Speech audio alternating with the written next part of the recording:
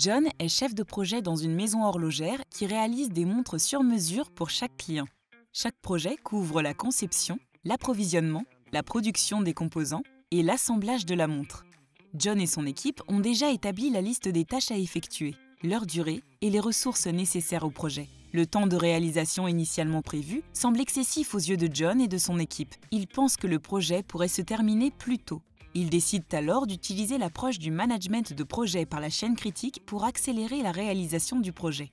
En planification traditionnelle, les ressources ont tendance à surestimer la durée des tâches. Elles intègrent des marges de sécurité pour faire face à l'incertitude du projet et se protéger des aléas. Les projets se terminent régulièrement en retard parce que ces marges pourraient être mieux utilisées.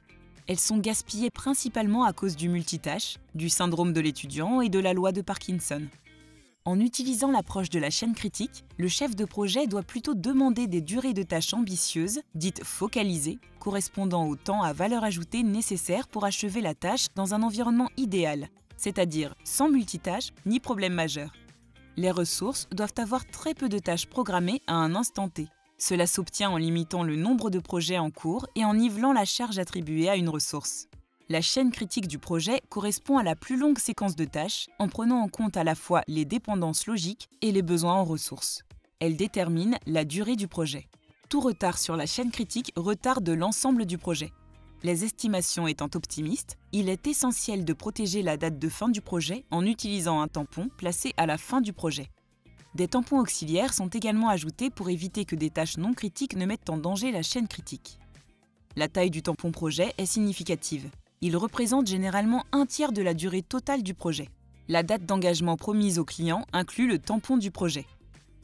Le nouveau planning est plus court mais demeure réaliste. L'exécution du projet est suivie en comparant l'avancement des tâches de la chaîne critique par rapport à la consommation du tampon projet. La progression est visualisée sur une fever chart.